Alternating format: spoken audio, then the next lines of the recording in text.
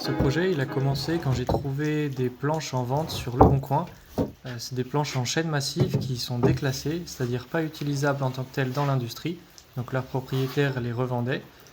Ce qui m'a tout de suite intéressé, c'est que c'était des très grandes longueurs, près d'1,70 m, et une belle largeur aussi, puisqu'il y avait près de 60 cm.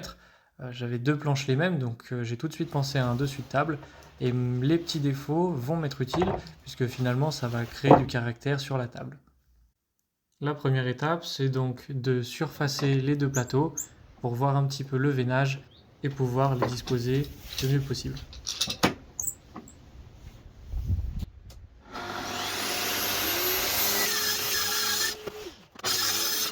Après avoir pu mieux voir les matériaux avec lesquels j'allais travailler, j'ai donc commencé à faire quelques croquis et c'est celui-ci que j'ai retenu.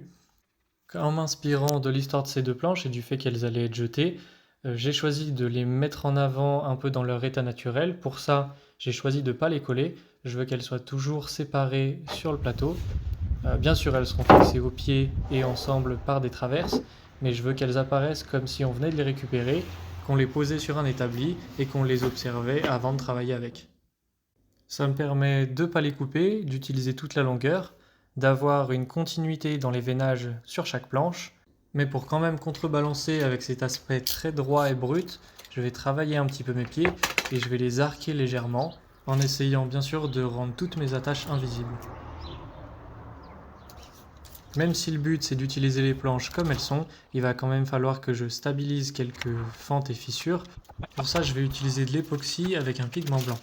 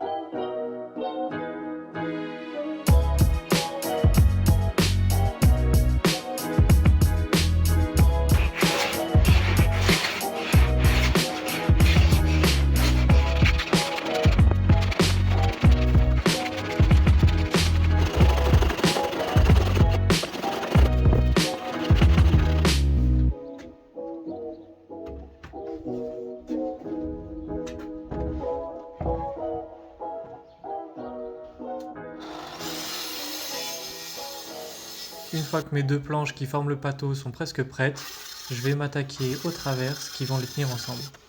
Pour ça, j'avais plus assez de chaîne, du coup je vais utiliser du hêtre. C'est aussi un bois dur qu'on utilise souvent en ébénisterie et ça me permettra d'avoir assez de rigidité sur des parties essentielles comme celle-là. Cette grande planche, elle vient donc de chez Minikia Matériaux. C'est un magasin dans l'Est lyonnais qui vend des matériaux de réemploi. Et malgré le fait qu'elle a une grande fissure en plein milieu, je vais pouvoir couper des petites parties et les recoller pour avoir assez de longueur pour mon projet. On voit là qu'il y a 4 traverses sur la table. 2 d'entre elles vont servir à tenir les parties du plateau ensemble, avec des trous légèrement agrandis pour pouvoir laisser jouer le bois. Et les 2 autres, les plus larges, vont servir à attacher les pieds.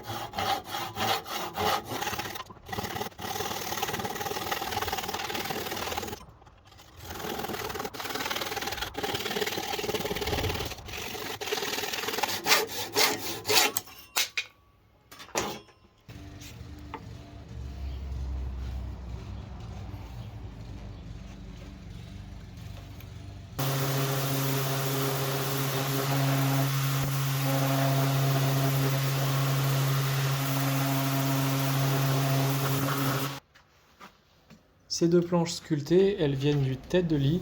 Je les ai démontées sur un autre meuble et elles vont me servir donc à faire mes pieds.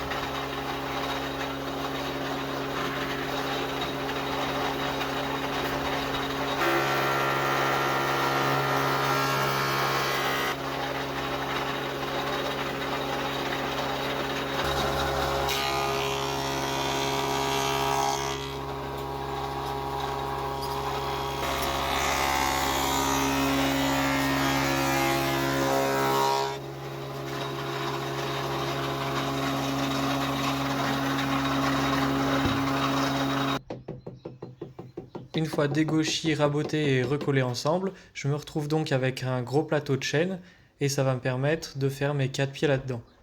Il va falloir par contre que je les recoupe. Chaque pied sera constitué de 3 petites parties qui chacune aura un angle sur un côté. Ça va me permettre en les recollant de créer la courbe que je voulais sur mes pieds.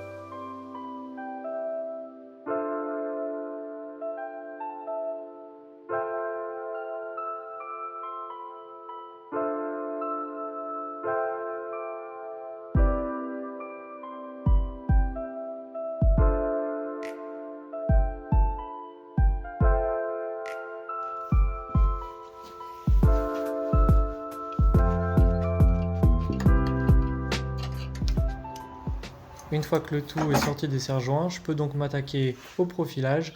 Et là, je vais doucement arrondir ma surface avec un rabot.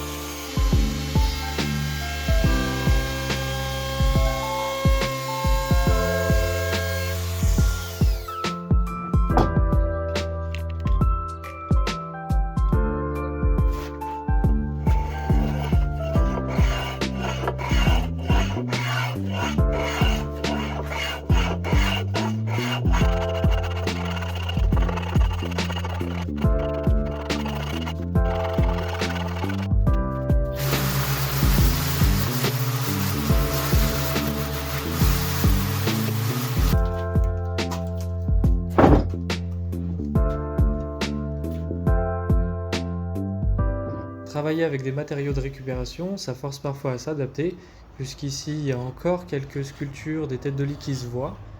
C'est un choix que j'ai fait de les garder, puisque si j'enlevais plus de matière, je me serais retrouvé avec des pieds beaucoup plus fins, et c'est quelque chose que je voulais pas. À la place, je vais faire en sorte qu'elles fassent partie du meuble en les ponçant correctement, et elles rappelleront l'histoire de ces pieds qui viennent d'un autre meuble.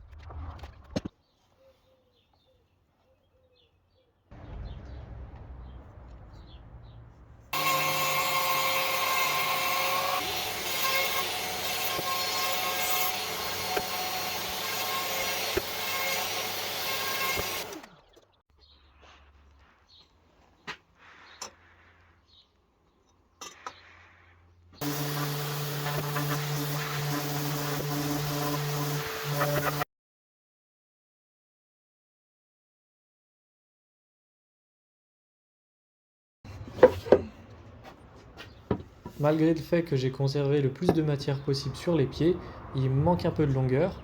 Donc je vais rajouter une petite épaisseur entre la traverse et mon pied. Pour ça, il faut que je reprépare des blocs de bois et que je découpe ces 4 petites rallonges que je vais installer.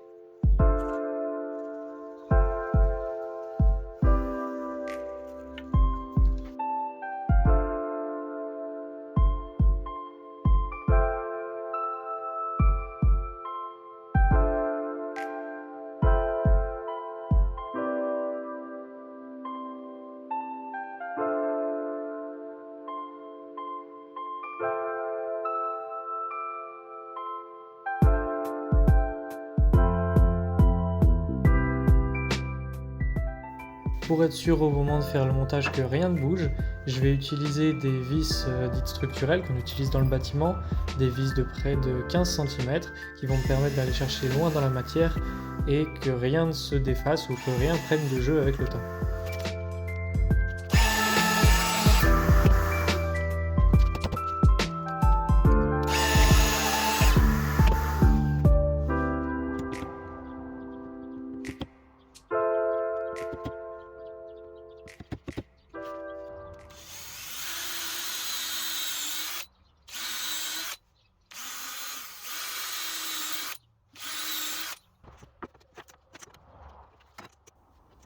Je décide aussi vers la fin du projet de rajouter un élément de liaison entre la traverse et mon pied qui va passer cette fois à travers la traverse et qui ajoutera de la rigidité. Ça permet, vu que les pieds n'ont pas de lien entre eux, d'être sûr qu'ils soient bien stables.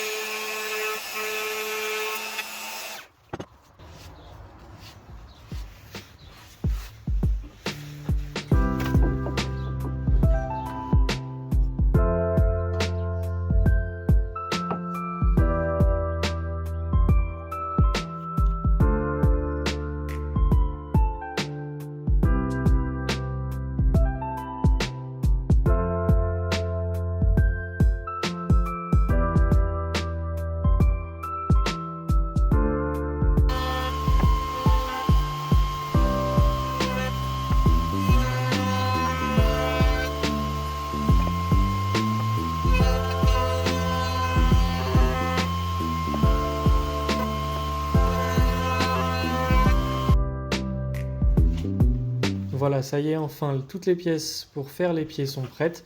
Je vais pouvoir commencer à faire le montage.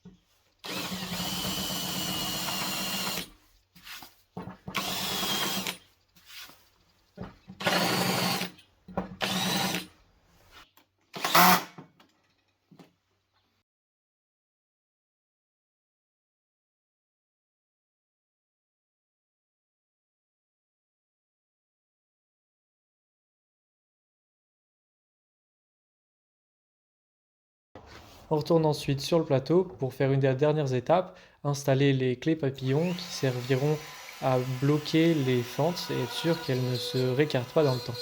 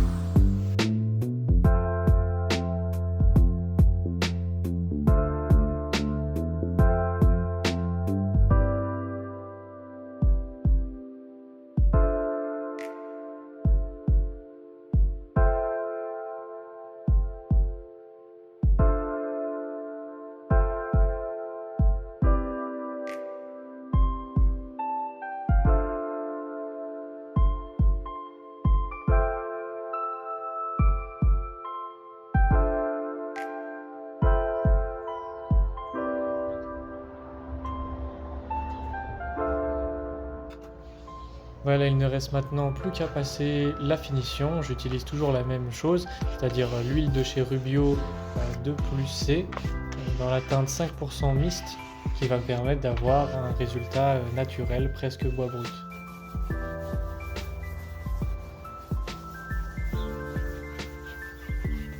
Voilà, c'est la fin de cette vidéo. Merci beaucoup de l'avoir suivi et n'hésitez pas à me dire ce que vous en pensez en commentaire.